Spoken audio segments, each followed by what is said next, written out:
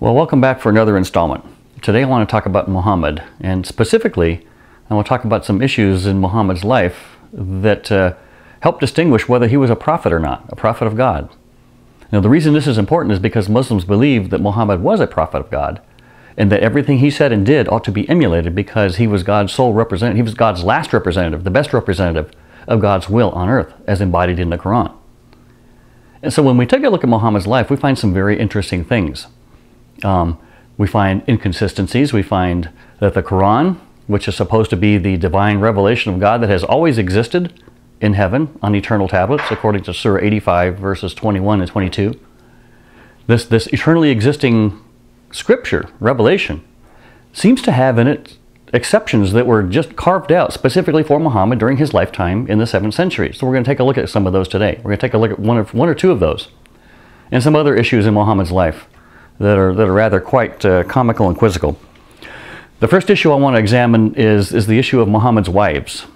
Now, the Quran allows Muslim men to marry up to 4 wives, according to Surah 4, chapter 4, verse 3 of the Quran. It says, "And if you fear that you should not be able to deal justly with the orphan girls, then marry women of your choice, 2, 3, or 4. But if you fear that you shall not be able to deal justly with them, then only marry 1, or as many slave girls as your right hand possesses." So the Quran specifically stipulates that Muslim men can marry up to 4 wives if they're able to deal justly and equally, treat them all equitably. And yet when we look at Muhammad's life, Muhammad did not limit himself to just 4 wives as the Quran stipulates. In fact, he had multiple wives, depending on what scholar you listen to, anywhere from 13 to 17 wives. He was married to up to between 9 and 11 women at any one time, consecutively.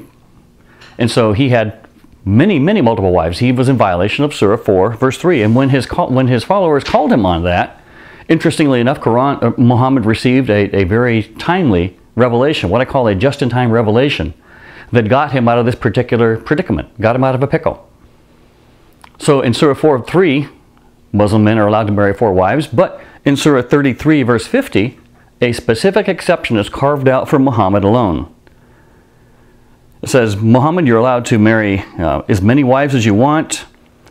A believing woman, if she offers herself to the Prophet and the Prophet wishes to marry her, you can marry as many wives as you want, a privilege for you only and not for the rest of the believers." So here we find a specific exception carved out in the Quran, in this divine revelation for Muhammad, that allowed him to violate an earlier revelation that he had received in Surah 4:3, which stipulates you can only marry 4 wives. A exception was carved out for Muhammad alone in Surah 33:50. And not only that, but even though the Quran allows Muslim men to marry 4 wives, Muhammad carved out another exception, this time for his son-in-law, Ali. Ali was married to Muhammad's daughter Fatima. And Fatima was married to Ali. They had a very loving relationship, but Ali wanted to take on a second wife.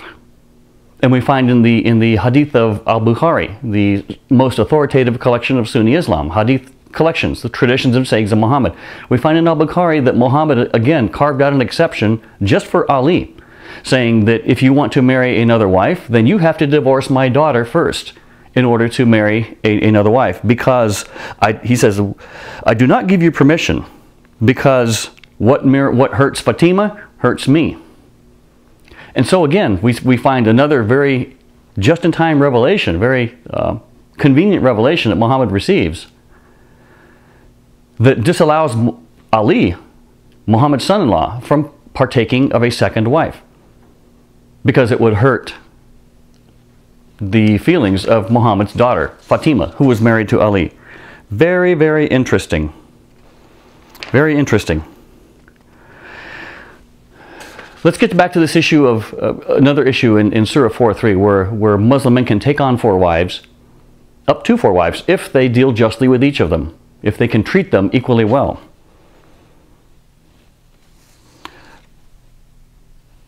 Muhammad had a habit of visiting each of his multiple wives on a different night of the week.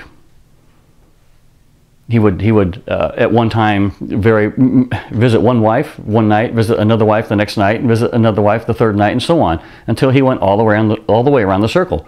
In this sense, he was adhering to and following the stipulation in Surah 4:3, which says you can marry multiple wives as long as you treat each one of them equally well.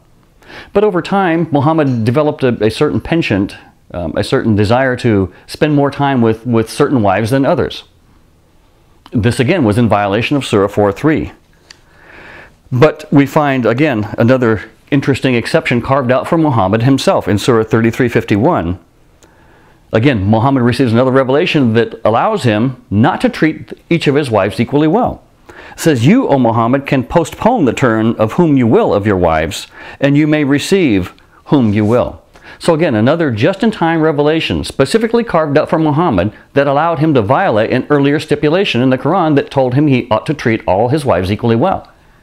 In Surah 33:51, Muhammad now can give attention to those wives whom he wants to and postpone the turn of another wife if he wants to, of his own free choosing. So again, another very convenient just-in-time revelation.